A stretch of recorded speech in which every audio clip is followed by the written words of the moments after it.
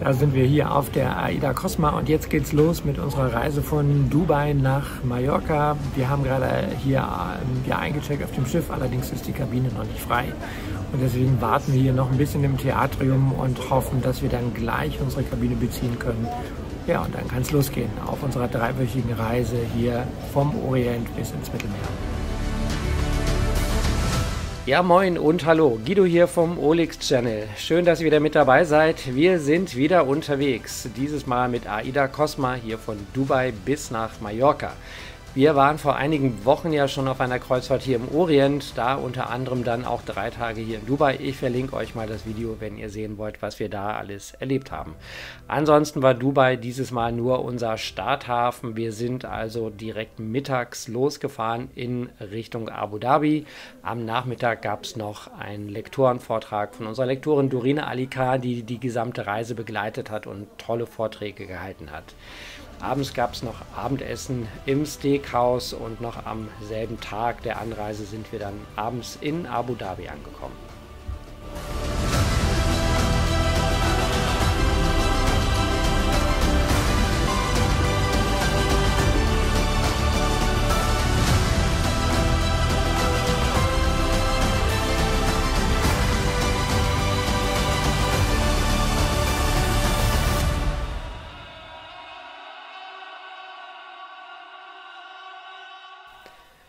Ja, im Video der letzten Orientreise hatte ich ja versprochen, dass wir beim nächsten Mal uns hier die Scheich Zayed Moschee auch etwas näher ansehen. Und hier lösen wir das Versprechen ein. Wir sind also hineingegangen in die Scheich Zayed Moschee, eine der größten Moscheen der Welt, mit Platz für über 40.000 Gläubige.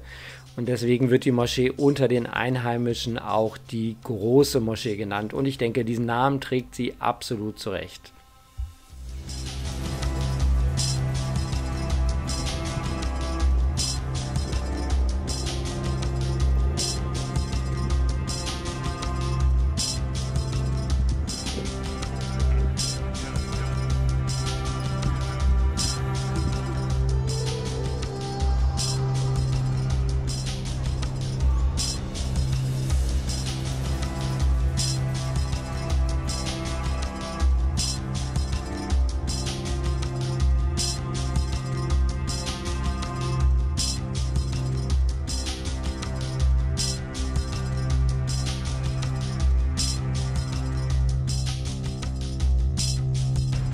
Das Innere der Moschee ist mit einem über 5600 Quadratmeter großen handgeknüpften Teppich aus dem Iran ausgelegt. Der ist 47 Tonnen schwer und wurde in mehreren Einzelteilen mit Flugzeugen hierher gebracht und dann von den Knüpferinnen hier vor Ort dann fertiggestellt. Die insgesamt 7 blütenförmigen Kronleuchter aus Edelstahl und Swarovski-Kristallen wurden übrigens in Deutschland hergestellt. Der größte von ihnen, 15 Meter hoch, 10 Meter breit, gilt als der größte Kronleuchter der Welt.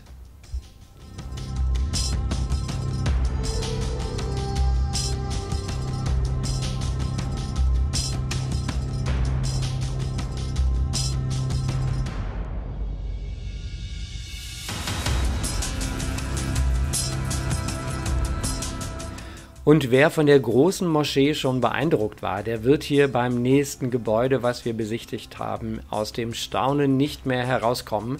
Wir sind im Präsidentenpalast Qasr Al-Watan, was so viel heißt wie Palast der Nationen, der seit einiger Zeit auch der Öffentlichkeit zugänglich ist.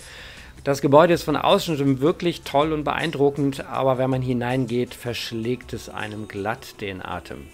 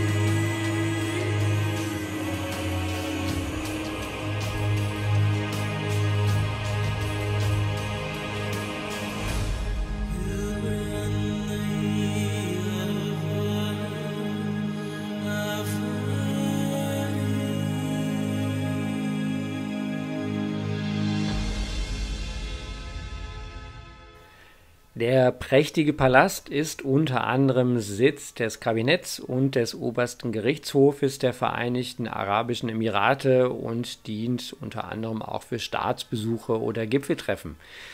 Im Palast befinden sich zudem offizielle Büros des Präsidenten, des Vizepräsidenten und des Kronprinzen von Abu Dhabi. Das Gebäude ist im Übrigen 2015 erbaut worden und über 3800 Quadratmeter groß und besteht weitestgehend aus weißem Granit und Kalkstein, denn die weiße Farbe ist hier im Orient das Symbol für Reinheit und Freiheit. Über die verschiedenen Seitenflügel des Gebäudes kommt man dann hier auch in so kleinere Räume, wie zum Beispiel hier die Ausstellung mit diplomatischen Geschenken. Oder man kommt in den großen Saal, wo der oberste Rat und das Kabinett der Vereinigten Arabischen Emirate zusammenkommt.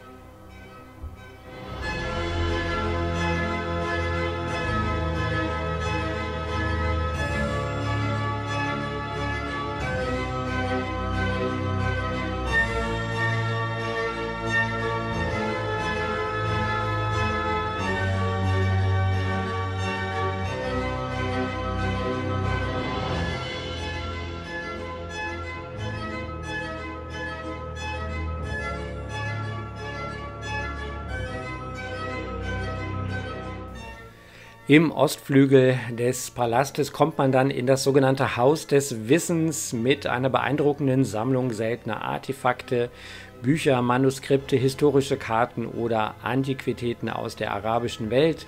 Und man kommt unter anderem auch in die Bibliothek mit über 50.000 Büchern. Allerdings, wer hier ein Buch aus dem obersten Regal braucht, benötigt wohl eine sehr, sehr hohe Leiter.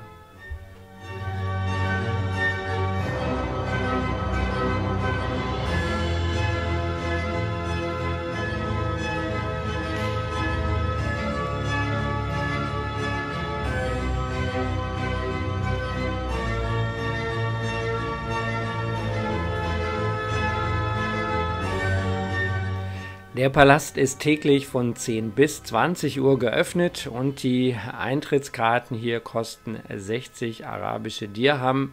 Das sind umgerechnet ca. 15 Euro. Für Kinder zahlt man 8 Euro. Es gibt wohl auch Gruppentickets oder Tickets mit Führungen hier durch den Park und den Palast.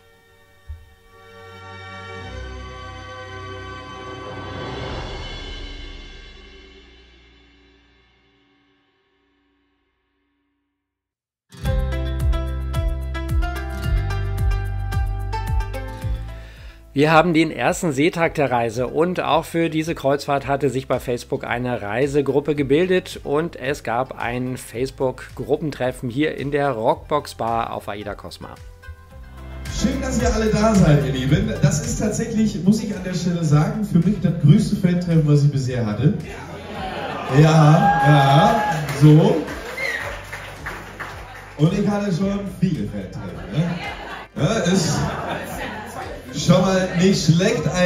Wie gesagt, an dieser Stelle nochmal herzliches Willkommen an Bord. Schön, dass ihr diese fantastische Transreise mit uns hier mitmacht. Und für die, die mich noch gar nicht kennen, ich bin Benny, der Entertainment Manager hier an Bord. Und der Kollege, der euch jeden Abend vollnölt auf der Bühne. Nein, tatsächlich, ich finde das wirklich immer wieder faszinierend. Ich glaube, wenn mich nicht alles täuscht, ihr seid in einer Facebook-Gruppe über 1000 Menschen. Vielen Dank, Benny. Und wow, ich bin echt beeindruckt. Denn ich kenne Fan-Treffen, da melden sich Hunderte an und es stehen dann 10 hier. Und ich konnte jetzt hier kaum durchkommen und habe es noch nicht mal geschafft, mir ein Glas zu holen zum Anstoßen. Aber kann man mal ein Glas vorreichen, geht das? Ich bin sicher, irgendwann kommt es an und so lange nutze ich natürlich die Zeit auch nochmal herzlich willkommen zu sagen. Und ich bin nicht die Einzige, die ein bisschen zu spät ist. Ich habe noch jemanden angerufen und wenn wir ein bisschen Glück haben und der Weg von Deck 16 nicht ganz so weit ist und die Aufzüge nicht ganz so langsam, kommt vielleicht noch ein junger Mann hier auf die Bühne. In diesem Sinne nochmal alle gemeinsam, er ist heute Morgen extra hier runtergekommen, hat quasi das Lenkrad festgeklemmt, damit wir weiter geradeaus fahren. Meine Damen und Herren, großen Applaus für unseren Kapitän Vincent Zofalka. Dass Sie alle da sind. Wir freuen uns natürlich immer, wenn wir so viele Fans auf auf einer Fahrt beherbergen dürfen. In diesem Sinne, ich fasse mich aber kurz, ich würde mal sagen, auf eine erfolgreiche Transreise und natürlich viele unvergessliche Momente. Und ich spoilere schon mal vorab eine Information, denn Sie haben die Gelegenheit, oder die schöne Gelegenheit, Sie werden auf dieser Reise 2 Kapitäne haben. 2, ja. Nein, Moment, falsch. Jetzt sollte der Applaus kommen. Ja? So, ich gehe nämlich am 30. April in Piräus nach Hause. Und dann...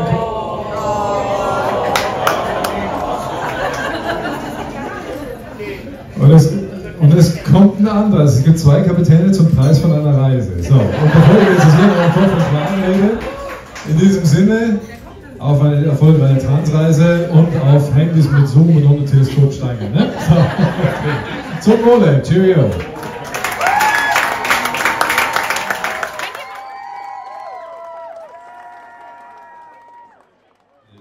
Hier ist er für Sie live und in Farbe. Ihr und unser Kapitän, hier ist Vincent Zufalka. Ja, eben noch beim Facebook-Fan-Treffen, jetzt schon wieder auf der großen Showbühne hier im Theatrium der Aida Cosma, unser Kapitän Vincent Zufalka. Und im Anschluss gab es noch unterhaltsames Showprogramm. Travestie, so das erleben Sie noch nie. Keiner weiß es so genau, ist das ein Mann oder eine Frau? Mit viel Charme, elegant, nicht die Antwort auf der Hand. Wird für jeden sofort klar, dass die Antwort lautet ja.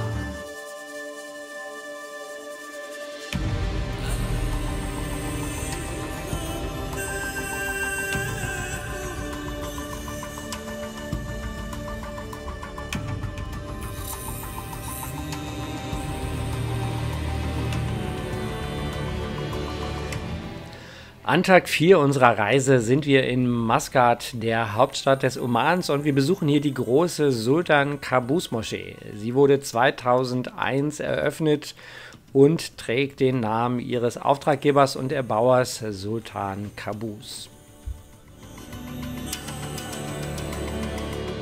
Der über 4300 Quadratmeter große Gebetsteppich der Moschee gilt als Meisterwerk iranischer Teppichknüpfkunst. Über 600 Teppichknüpferinnen haben ca. 3 Jahre an dem Teppich gearbeitet und es dauerte weitere 4 Monate für den Transport der Einzelteile und das Zusammenknüpfen hier vor Ort.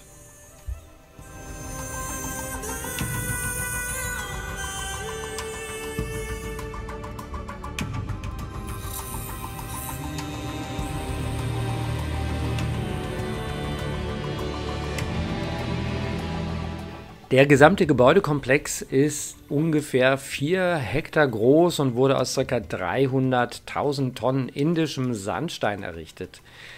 Die Moschee verfügt über 5 Minarette, die die 5 Säulen des Islams symbolisieren.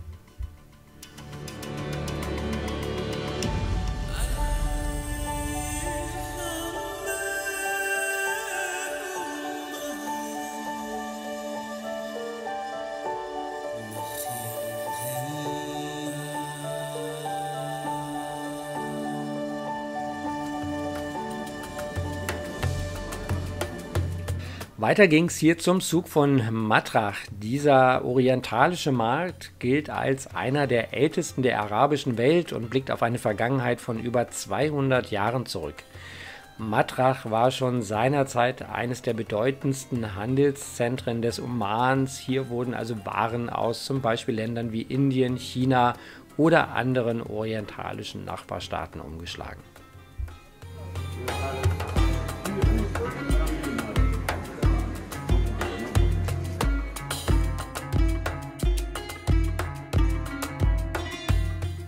Das private Museum Bait al-Zubayr wurde 1998 eröffnet und präsentiert heute eine umfangreiche Sammlung omanischer Artefakte und Handwerksprodukten. Neben historischen Waffen werden aber auch traditionelle Kleidung, Schmuck oder die für den Oman typischen Krummdolche, die Khanjar, gezeigt.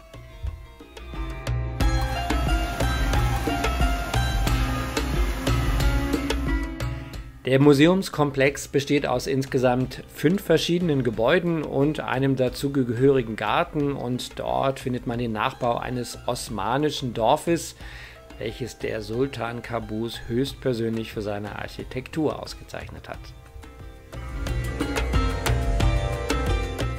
Am Ende unseres Ausfluges sind wir hier noch am Qasr al-Alam Palast vorbeigekommen, der in den 70er Jahren vom Sultan Qaboos in Auftrag gegeben wurde, ja, und heute als repräsentativer Palast des Sultanats Oman dient.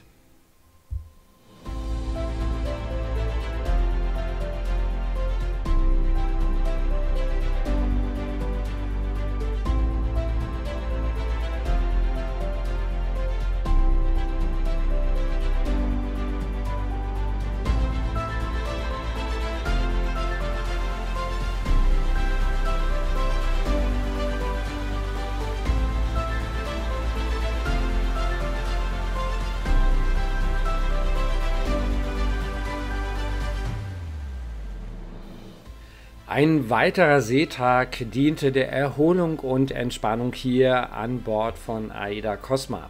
Viele haben das gute Wetter ausgenutzt und die vielen Außenbereiche des Schiffes genutzt, wie zum Beispiel auch die Pooldecks. Ganz am Heck gibt es ja jetzt zum Beispiel dieses Ocean Deck mit dem Infinity Pool. Da war am Nachmittag so noch richtig was los, da gab es einen orientalischen Markt.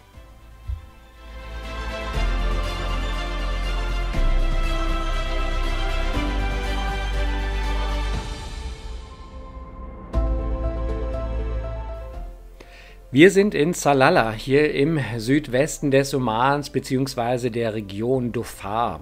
Salalah war im Übrigen bis 1970 Hauptstadt des Omans, bevor diese dann nach Maskat verlegt wurde.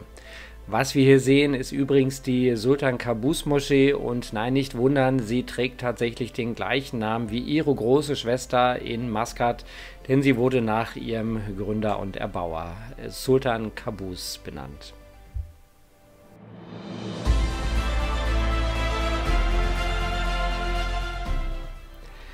Die Dhofar-Region im Oman wird auch als Weihrauchland bezeichnet, und hier im Ortsteil Al-Balid mit seinem historischen Weihrauchhafen findet sich das Museum des Weihrauchlandes, in dem sich Besucher über das heilige Räucherwerk ausführlich informieren können.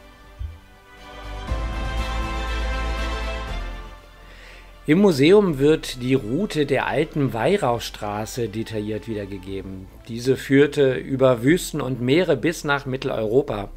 Auch Hintergrundwissen über den Weihrauchbaum selbst und das daraus gewonnene Harz wird hier im Museum anschaulich vermittelt.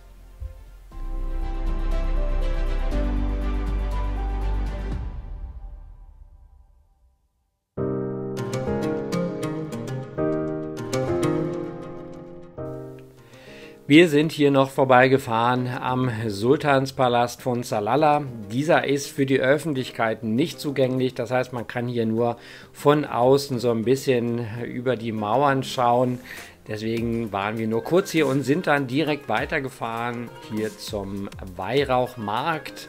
Hier bekam man Weihrauch in allen Qualitätsstufen, Mengen und Formen, und es duftete aus allen Ecken und Enden nach dem Weihrauch, der hier überall verbrannt wurde.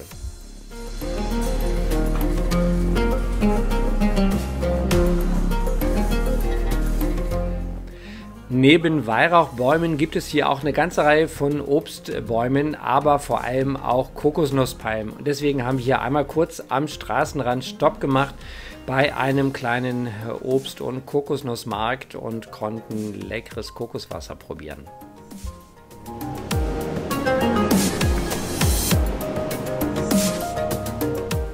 Der Tag in Salalah wurde abgerundet hier mit einem Aufenthalt am Strand, denn bei den warmen Temperaturen und der extrem hohen Luftfeuchtigkeit hat das Bad im Meer auch wirklich richtig gut getan.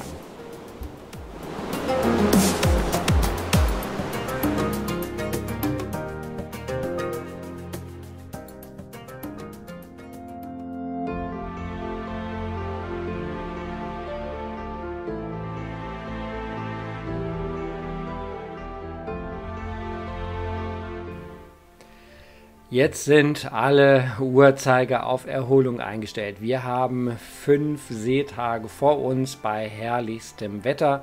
Hier im Roten Meer sind wir unterwegs auf dem Weg jetzt von der arabischen Welt in Richtung Suezkanal. Und was macht man an so vielen Seetagen hintereinander? Man lässt es sich gut gehen und die Seele baumeln. Wir haben Spa gemacht, wir sind natürlich baden gewesen in den Pools, haben die öffentlichen Bereiche und Decks ausgiebig genutzt, und was man hervorragend machen kann auf einem Kreuzfahrtschiff ist Essen gehen, wie hier zum Beispiel beim Teppanyaki Grill.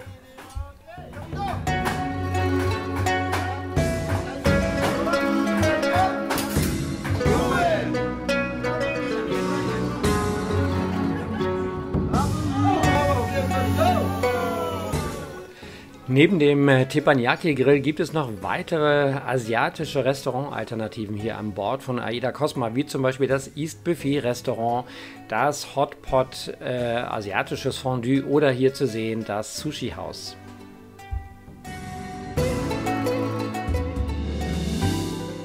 Und wer eher die europäische Küche bevorzugt, kommt hier natürlich auch auf seine Kosten, wie zum Beispiel im Ristorante Mamma Mia, dem italienischen Bedienrestaurant hier auf AIDA Cosma, mit Pizza, Pasta und typischen italienischen Gerichten.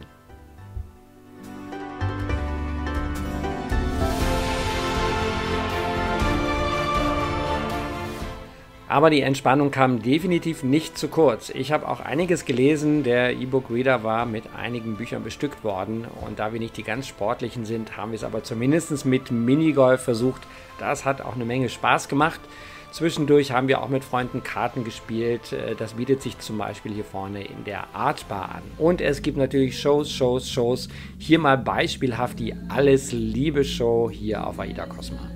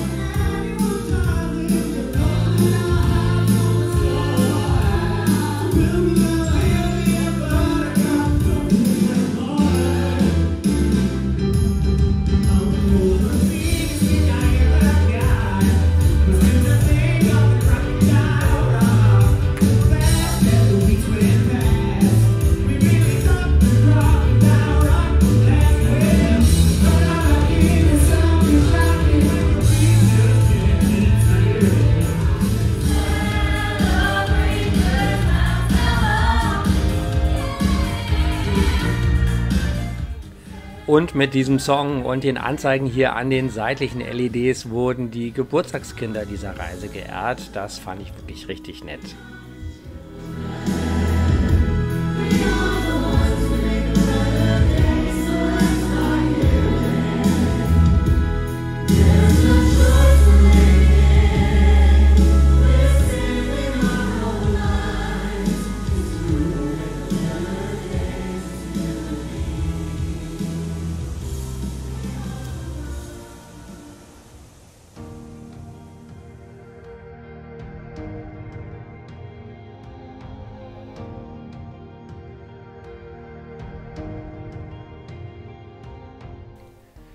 Ja, am 12. Tag unserer Reise sind wir in den Suezkanal eingefahren. Gestartet hier im Süden in der Hafenstadt Suez ging es dann auf die 193 Kilometer lange Fahrt durch den Kanal, der das Rote Meer mit dem Mittelmeer verbindet.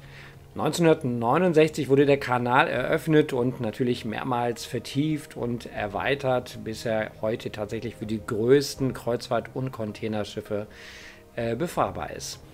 So circa mittendrin auf der Strecke kommt man dann zum sogenannten Großen Bittersee. Da sind wir jetzt hier zu sehen und dort liegen auch einige Schiffe auf Reede, denn der nördliche Teil ist tatsächlich zweispurig. Hier sieht man, wie sich die zweite Spur abtrennt, denn der nördliche Teil kann dann also vom Mittelmeer in beide Richtungen befahren werden und die Schiffe sammeln sich dann in der Mitte im Großen Bittersee.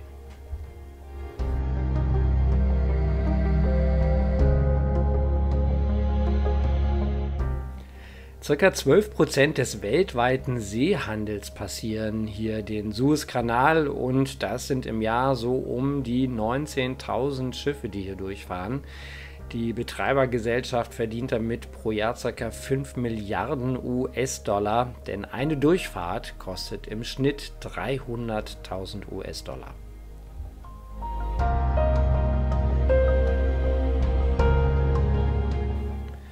Auf der gesamten Strecke findet man immer wieder interessante Brückenkonstruktionen, die hier über den Kanal geschoben oder geklappt werden können. Es gibt aber auch eine feste Brücke, unter der alle Schiffe hindurch müssen, und das ist hier die sogenannte Friedensbrücke. Sie hieß nicht immer so, denn ganz am Anfang war es mal die ägyptisch-japanische Freundschaftsbrücke. Später wurde sie in Mubarak-Brücke umbenannt und seit der Absetzung des Präsidenten heißt sie heute nur noch Friedensbrücke. Von unten betrachtet sieht das alles relativ knapp aus, wenn man mit so einem großen Schiff darunter herfährt, aber am Ende hat es alles gepasst.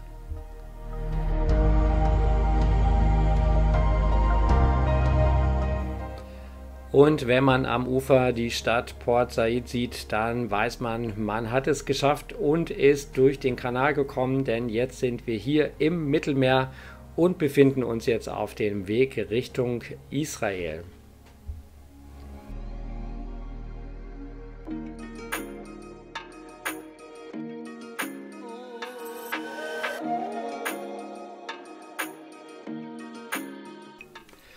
Unser Schiff hat festgemacht in der israelischen Hafenstadt Ashdod. Von hier aus war es eine ca. einstündige Busfahrt bis nach Jerusalem.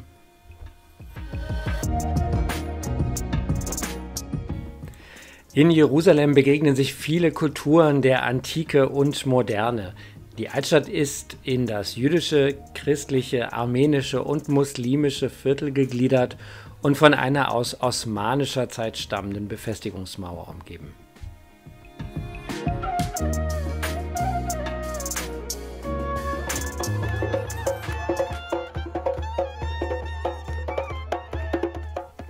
An dem Tag sind uns auch einige Bar-Mitzwa-Feiern über den Weg gelaufen, die genau wie wir auf dem Weg zur Westmauer bzw. zur Klagemauer unterwegs waren.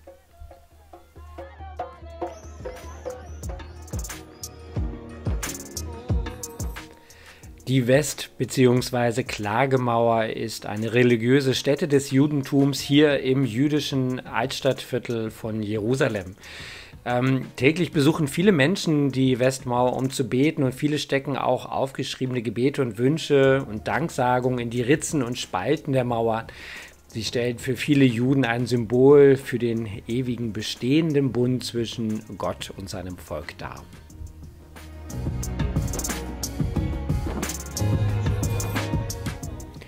Weiter ging es dann zu Fuß durch die Altstadtviertel von Jerusalem.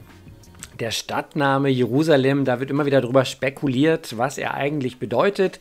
Die wahrscheinlichste Bedeutung ist Iru des Shalim, also Gründung oder Stadt des Gottes Shalim, der ein kanaitischer Gott der Abenddämmerung war und möglicherweise auch Patron der Stadt. Die heute von den Rabbinern gegebene sehr populäre Bedeutung, dass der Stadtname vom Wort Shalom, also Frieden, abstammt, also Stadt des Friedens bedeutet, ist eher eine Volksmythologie.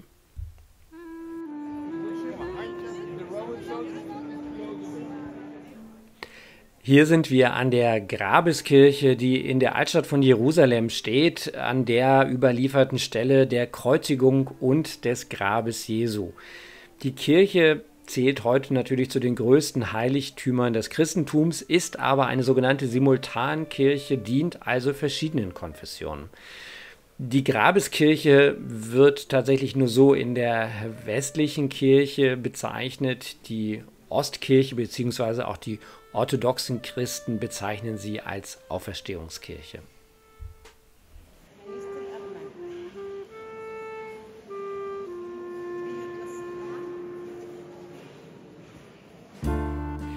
Hier sehen wir das heilige Grab Jesu im Inneren der Kirche. Dieses Grabmal wurde an verschiedenen Stellen auch immer mal wieder nachgebaut.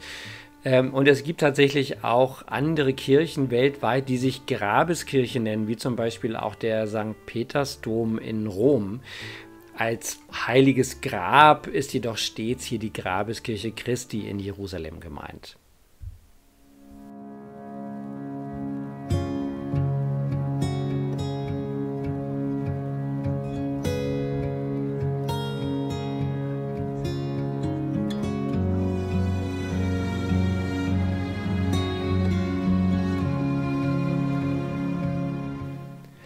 Über das Jaffa-Tor haben wir die Altstadt Jerusalems hinter uns gelassen und uns als nächstes auf den Weg zum Garten Gethsemane gemacht. Gethsemane ist ein Schauplatz der Passionsgeschichte Jesu am Westhang des Ölbergs und wird im Neuen Testament erwähnt.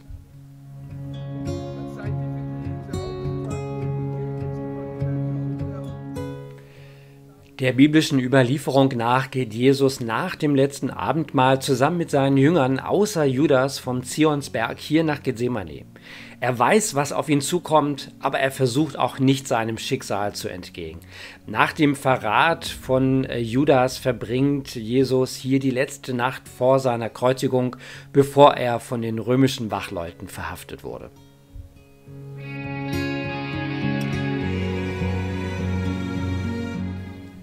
Und wegen der großen Bedeutung dieses Ortes für viele Christen ist dies natürlich eine Wallfahrtsstätte geworden. Und hier steht jetzt eine Kirche, die Gethsemane-Kirche oder auch Kirche aller Nationen genannt, um den Gläubigen einen Ort des Gebetes zu geben.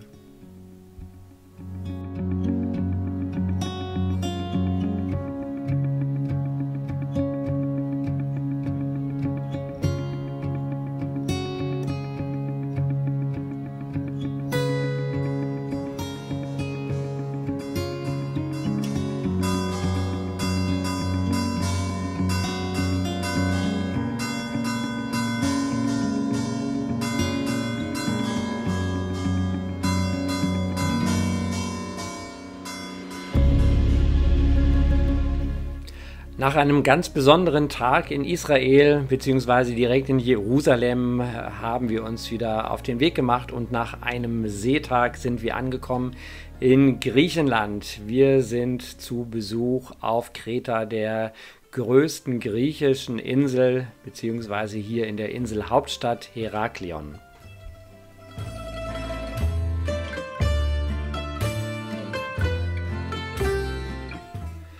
Auf Kreta hatten wir jetzt keinen vorgebuchten Ausflug, sondern wir sind am Hafenausgang einfach auf einen Taxifahrer zugegangen und haben gefragt, ob er uns ein wenig über die Insel fährt. Das hat er natürlich gerne getan. Für 25 € pro Person ist er mit uns über seine Heimatinsel gefahren. Zunächst durch kleine Dörfer, hier mal ein Blick in eine der kleinen Dorfkapellen und durchs Grüne. Und dann ging es natürlich weiter zu einem Ort, an dem man nicht vorbeikommt, wenn man auf Kreta ist. Und das ist natürlich Knossos, die große Ausgrabungsstätte der Antike.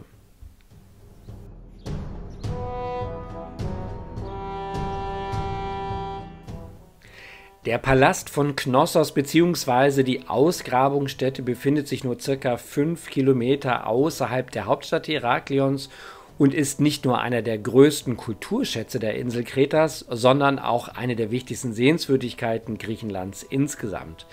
Mit dem bedeutsamen Bauwerk hat uns die minoische Hochkultur eine wirklich beeindruckende Palastanlage hinterlassen, deren Ruinen teilweise mehr als 3000 Jahre alt sind.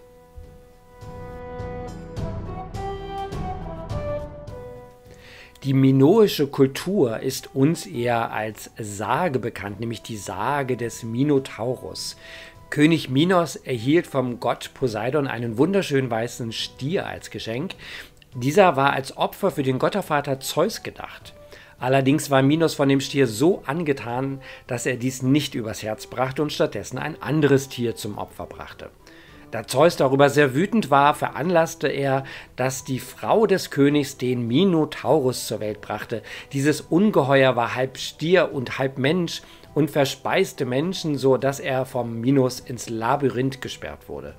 Jedes Jahr wurden dem Minotaurus 7 Jünglinge und Jungfrauen geopfert. Dem Athener Theseus gelang es dann, den Sieg über den Minotaurus herbeizuführen mittels Magie, sodass er am Anschluss mit der Tochter des Königs fliehen konnte. Was für eine wunderbare Geschichte.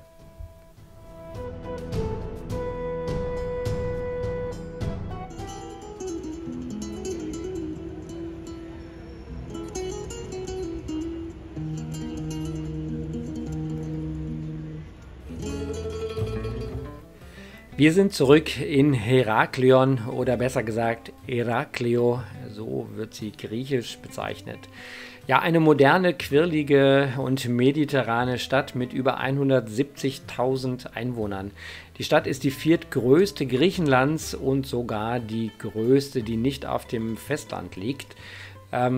Hier gibt es unter anderem eine Universität, aber auch Einrichtungen der Europäischen Union, wie zum Beispiel die Agentur für Netz- und Informationssicherheit.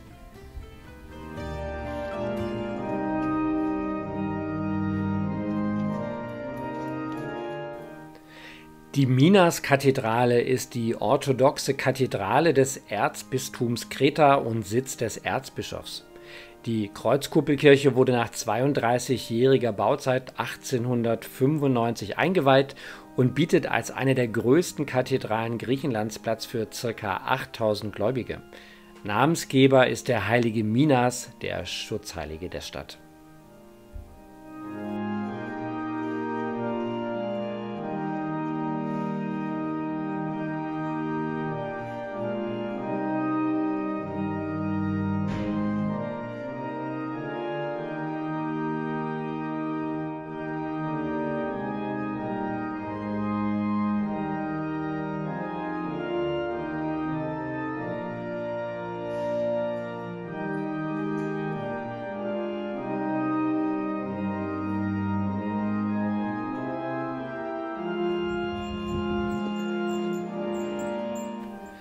Agios Titos ist ein orthodoxer Kirchenbau hier im Zentrum der Altstadt und gehört ebenfalls zum Erzbistum von Kreta.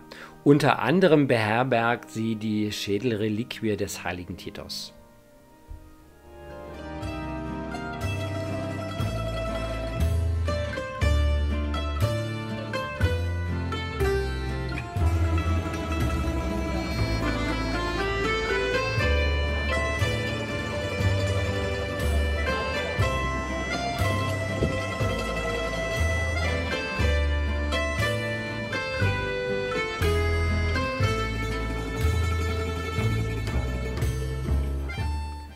Wenn man sich weiter durch die Stadt treiben lässt, kommt man zwangsläufig hier unten am venezianischen Hafen an. Heraklion war einst einer der wichtigsten Häfen der Venezianer und überall sind in der Stadt daher noch Bauwerke aus dieser Zeit zu sehen. Die massiven Festungsmauern und die Hafenfestung zeigen besonders imposant, warum die Venezianer ihre Vormachtstellung hier vom 13. bis ins 17. Jahrhundert hinein verteidigen konnten.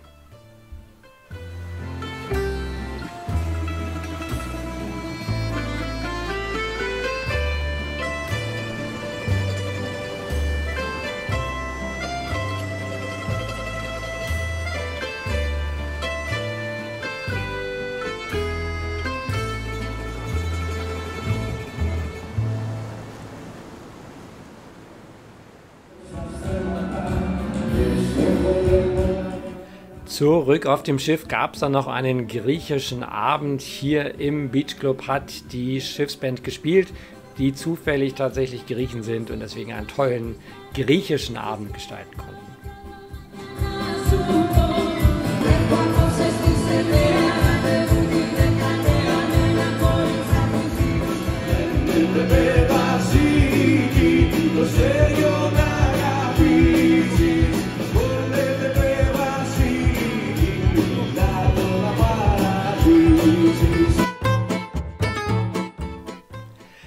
Die AIDA Cosma hat festgemacht hier in Piräus und von Piräus aus sind wir mit dem Hop-on-Hop-off-Bus nach Athen gefahren. Ja, Athen, die Hauptstadt Griechenlands und gleichzeitig bevölkerungsreichste und flächenmäßig größte Stadt des Landes.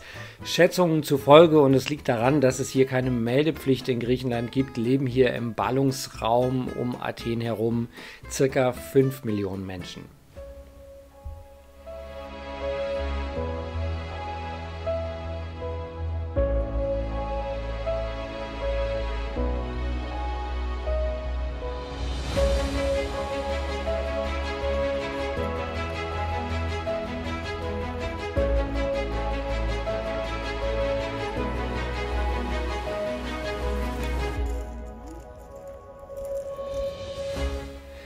Vermutlich wie jeden Erstbesucher Athens hat es auch uns als allererstes zur Akropolis gezogen. Ja, die Akropolis in Athen ist die wohl bekannteste Vertreterin der als Akropolis bezeichneten Stadtfestungen des antiken Griechenlands. Die Athener Akropolis mit ihren bemerkenswerten Gebäuden wird deshalb oft einfach die Akropolis genannt. Ja, auf einem flachen und die angrenzenden Stadtgebiete etwa 60 Meter überragenden Felsen stehen die zwischen 467 und 406 vor Christus erbauten Propyläen, das Erechtheion, der Tempel der Athenenike und das Pantheon, in dem einst eine kolossale Statue der Göttin Athene aus Gold und Elfenbein stand.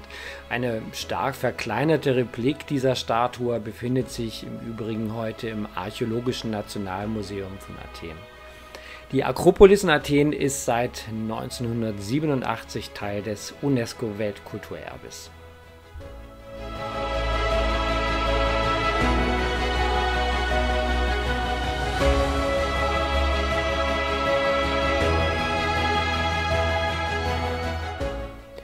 Der Areopag ist ein nordwestlich der Akropolis gelegener, ca. 115 Meter hoher Felsen mitten in Athen, und in der Antike tagte hier der oberste Rat.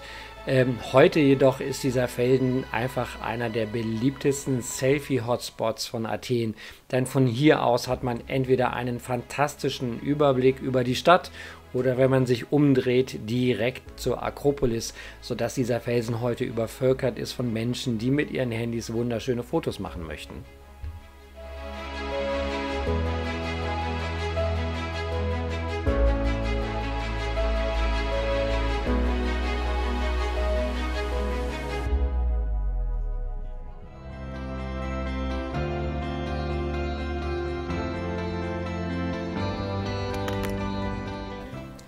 Weiter ging es zu Fuß durch die Stadt hier bis zum Parlamentsgebäude von Athen, und wir hatten Glück. Hier vor dem Grabmal des unbekannten Soldaten fand gerade wieder die Wachablösung der Ehrengarde des Präsidenten statt, die hier zu jeder ungeraden Stunde stattfindet.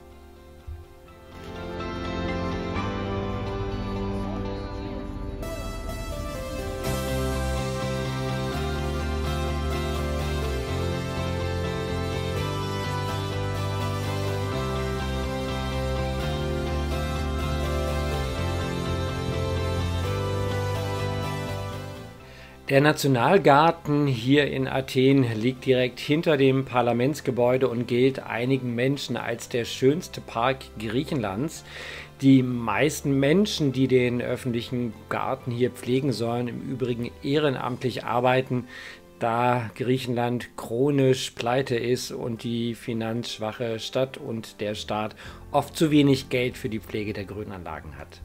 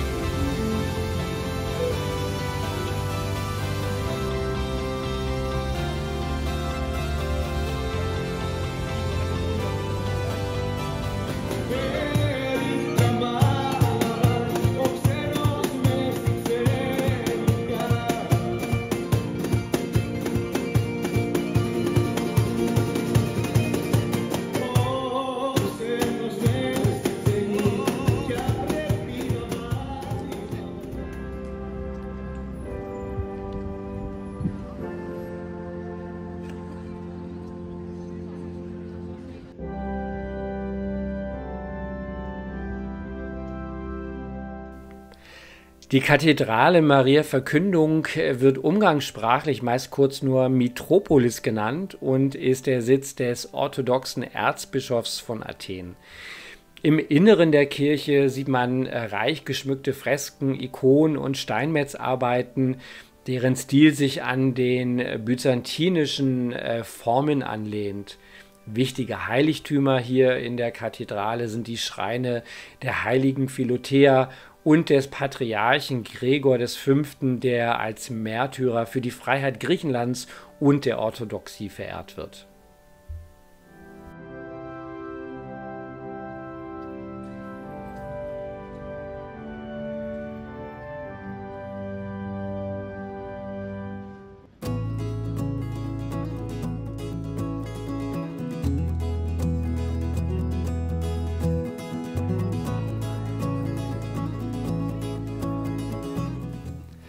Nach einem weiteren kleinen Bummel durch die Altstadt von Athen ging es mit dem Hop-on-Hop-off-Bus wieder zurück nach Piräus, damit wir pünktlich am Schiff sind und unsere Reise fortsetzen können. Denn vor uns lagen 2 weitere Seetage auf dem Weg nach Sardinien.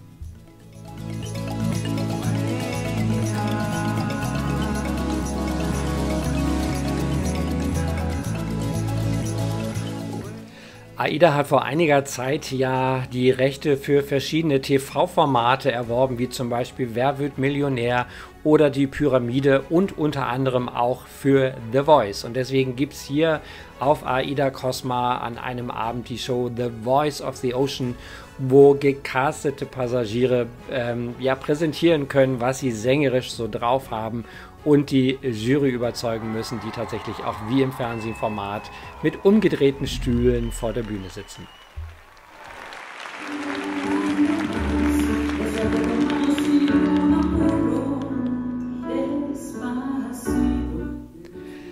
Das hier ist allerdings kein Passagier, sondern unsere Gastkünstlerin Tatjana Perez, die uns über die Reise begleitet hat mit verschiedenen Programmen. An diesem Abend gab es ihr Bühnenprogramm Corazón Latino.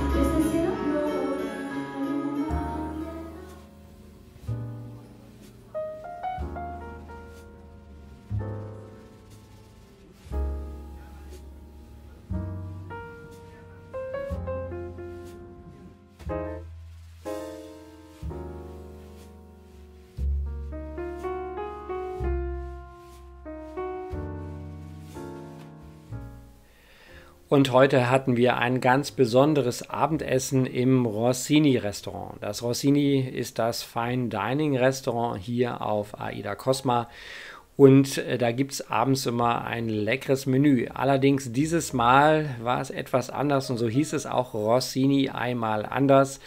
Das beginnt zunächst mit einem Champagnerempfang, der üblicherweise draußen an Deck gemacht wird. Allerdings war es an dem Tag relativ frisch und kühl, sodass der Empfang hier in die Rossini Bar verlegt wurde. Zum Champagner gab es dann kleine Hors d'oeuvre, die das Servicepersonal rumgereicht hat. Es sah alles nicht nur sehr, sehr lecker aus, sondern hat auch ganz hervorragend geschmeckt. Und nach dem Empfang ging es dann ins Restaurant. Dort wurde ein 6-Gang-Menü serviert und das war wie immer ganz exquisit mit einem perfekten Service und wirklich hervorragendem Essen. Wir haben den Abend wirklich sehr genossen und ich kann es absolut nur empfehlen, das Geld zu investieren, denn das ist schon ein sehr besonderes Erlebnis und einmal auf der Reise kann man sich sowas schon gönnen.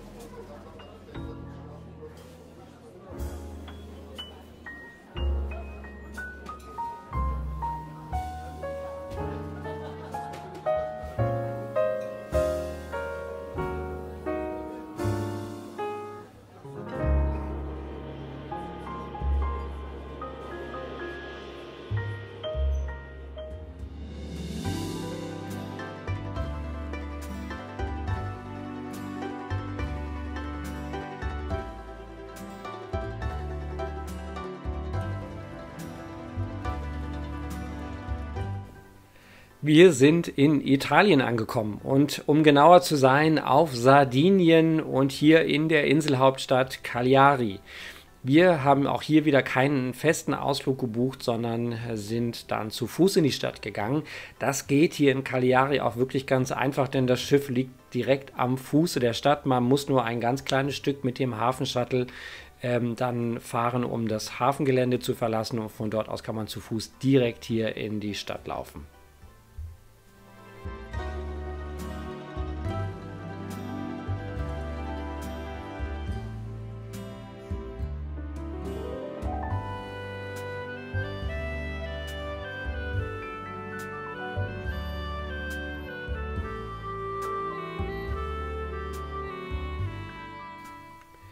Wir haben an dem Tag wirklich ordentlich Strecke gemacht und sind viel rumgelaufen. Hier zum Beispiel vorbei an der Universität in Richtung Amphitheater. Man kann da auf das Gelände im Moment nicht drauf. Ich weiß nicht, ob das sonst geöffnet ist. Wir konnten also nur von der Seite aus reinschauen. Und von hier aus zog es uns dann weiter quer durch die Stadt.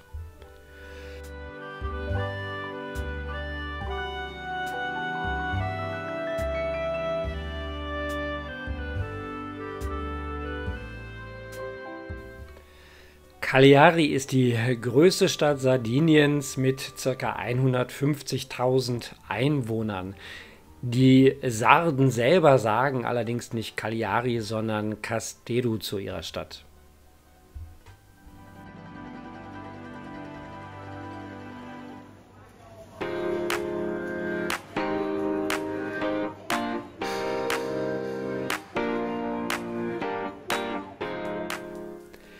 Im Herzen der sardischen Hauptstadt Cagliari, ganz im Süden hier der Insel, befindet sich der Mercato di San Benedetto, der Markt des heiligen Benedikts. Das ist ein überdachter Markt über 2 Etagen. Hier in der obersten Etage gibt es ganz viel Obst, Gemüse, Gewürze, Wein und viele Dinge mehr. Und im Untergeschoss findet man dann frischen Fisch und alles, was aus dem Meer kommt.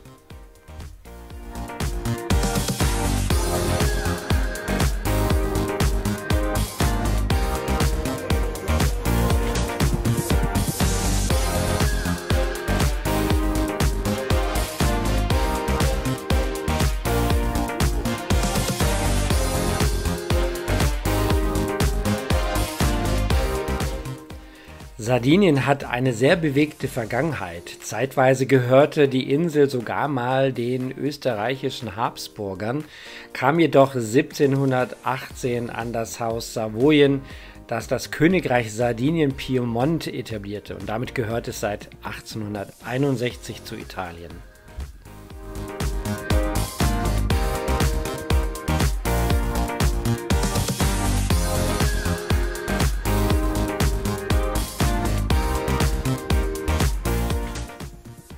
Der bei Touristen und Einheimischen gleichermaßen beliebte Platz Bastione di San Remi im klassizistischen Stil wurde 1901 auf die alte Bastion aus piemontesischer Zeit als Aussichtsterrasse und Treffpunkt für die städtische Bevölkerung gebaut.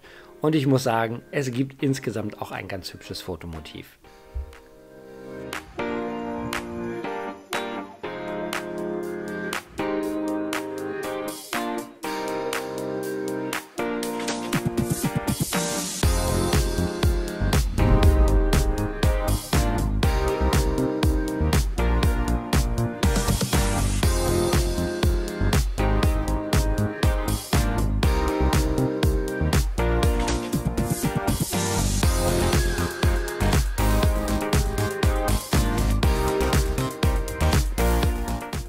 Das Torre del Fante oder das Elefantentor verdankt seinen Namen hier dieser kleinen Elefantenfigur und führt uns in den ältesten Stadtteil der Stadt, nach Castello.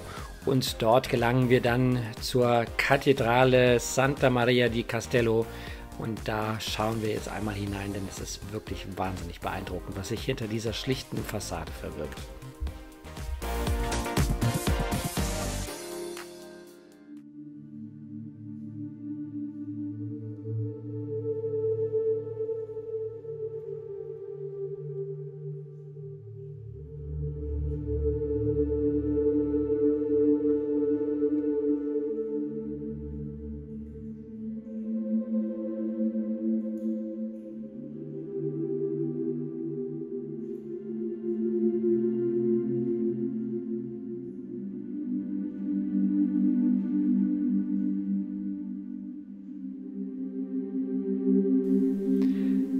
Der Dom von Cagliari oder auch die Kathedrale Santa Maria di Castello ist das wichtigste Gotteshaus in Cagliari, Mutterkirche der gleichnamigen Erzdiözese und Pfarrkirche des historischen Stadtteils von Castello.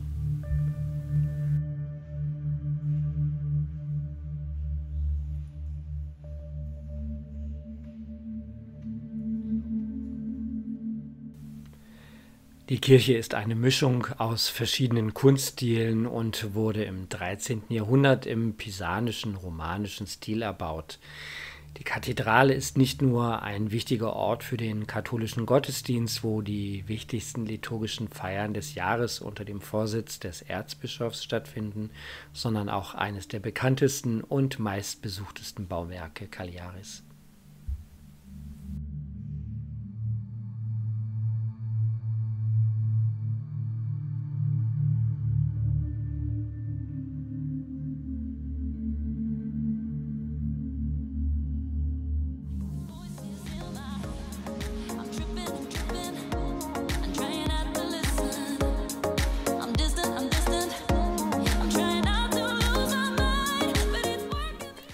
Nach einem Tag voller Eindrücke hier aus Cagliari, der Hauptstadt von Sardinien, sind wir zurückgegangen zu unserem Zuhause auf Zeit der AIDA Cosma.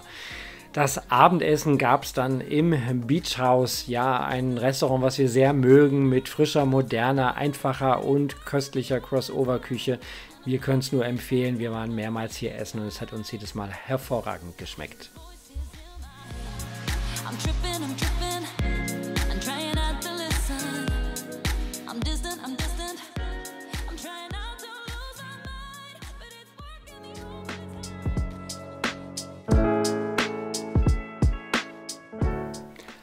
Am letzten Seetag unserer Reise hatten wir wieder wunderbares mediterranes Frühsommerwetter und interessant zu beobachten waren hier Dreharbeiten. Wir konnten leider nicht so richtig erkennen, wofür hier die Filmcrew unterwegs war. Allerdings wurden hier schon mehrere Tage lang Bereiche abgesperrt. Hier an dem Tag zum Beispiel hinten der Pool am Ocean Deck, weil hier ja Filmarbeiten stattgefunden haben.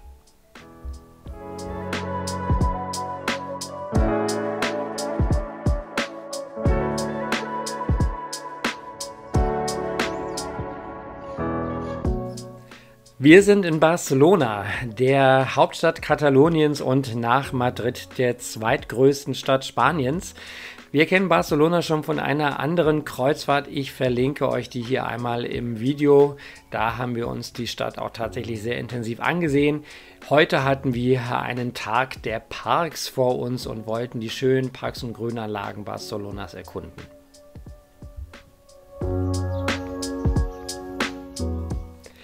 Der Park de la Ciutadella ist sehr, sehr idyllisch und hier inmitten einer Millionenstadt eine absolut grüne Oase zum Entspannen und Erholen. Und man kann hier diesen wunderschönen Brunnen sehen, der Brunnen des Park der Ciutadella. Das war wirklich eine tolle Atmosphäre hier schon am Vormittag in der Stadt.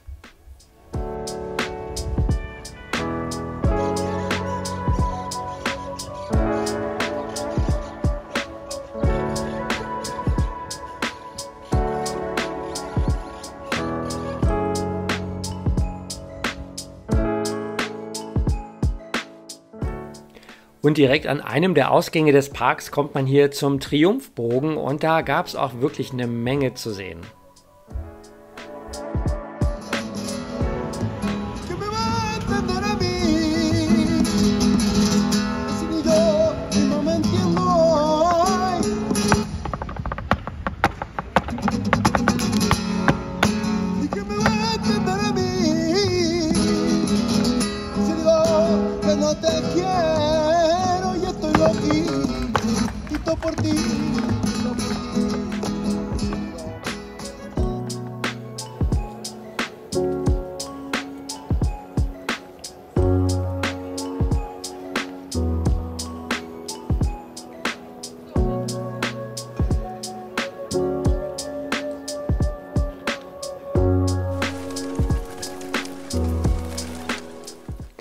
Wir wollten eigentlich noch den Park Güell besuchen an diesem Tag, der große Park, der vom Stadtkünstler Antonio Gaudí gestaltet wurde. Wir sind auch hingefahren, sind jedoch nicht reingekommen, denn was wir nicht wussten, ist, dass die Eintrittstickets für den Tag begrenzt sind. Und als wir angekommen sind, mittags, gab es leider schon keine mehr für den gesamten Tag, nicht mehr, sodass wir unverrichteter Dinge wieder abgezogen sind, zurück in die Stadt und hier uns durch die Stadt haben treiben lassen. Also kleiner Tipp, wer den Park Güell besuchen möchte, bitte vorher Online-Tickets buchen, denn vor Ort kann es euch gehen wie uns. Und man kommt im Zweifel nicht hinein.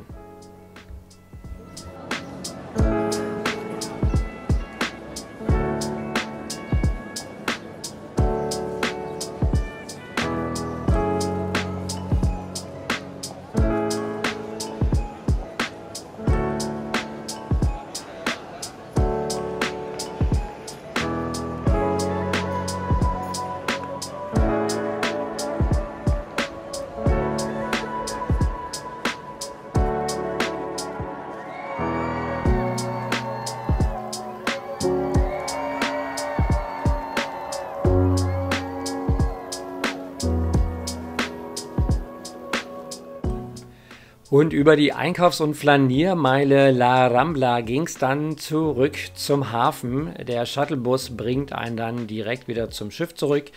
Und als wir in das Hafenviertel reingefahren sind, konnte man es nochmal sehr beeindruckend sehen, dass Barcelona der größte Kreuzfahrthafen hier im Mittelmeerraum ist. Mit uns zusammen lagen 4 weitere große Kreuzfahrtschiffe im Hafen.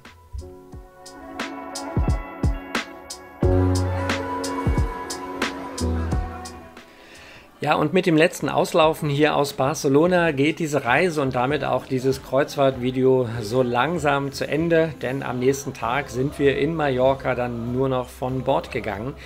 Wir haben aber natürlich hier den letzten Abend noch wunderbar genossen an Bord, hinten an der Lanai Bar und bei der Show im Theatrium. Dann bleibt mir Danke zu sagen fürs Zusehen. Wenn es euch gefallen hat, dann würde ich mich freuen, wenn ihr mir einen Daumen hoch hinterlasst. Und wenn ihr keine weiteren Videos von mir verpassen wollt, hinterlasst gern ein Abonnement und drückt das Erinnerungsglöckchen. Dann bekommt ihr immer mit, wenn ein neues Video online ist. Die nächste Reise ist tatsächlich schon geplant und auch gebucht. Da will ich noch gar nicht zu viel verraten. Ihr werdet es rechtzeitig mitbekommen. Bleibt mir Danke zu sagen, auch der Crew von AIDA Cosma, die uns 3 Wochen hier sicher durch die verschiedenen Meere geleitet hat, und unseren beiden Kapitänen Vincenzo Falca und Marc Dominic Tido, die sich diese Reise geteilt haben. Danke auch an die vielen netten Leute, die wir auf dem Schiff kennenlernen konnten und die tollen Gespräche, die wir mit euch geführt haben. Einen ganz besonderen Dank auch an Nina und Dennis vom Reisebüro Kreuzfahrt Anker für die tollen Tipps für die nächsten Reisen. Und das kann ich euch auch nur empfehlen. Lasst euch beraten von einem Reisebüro. Gerade die beiden haben schon über 50 Kreuzfahrten gemacht und wissen genau, wovon sie reden, können euch also genau sagen, worauf ihr achten müsst. Also ich verlinke euch das hier auch mal mit im Video. Dann ganz herzlichen Dank, Ahoi und bis zum nächsten Mal, euer Guido vom OLX Channel.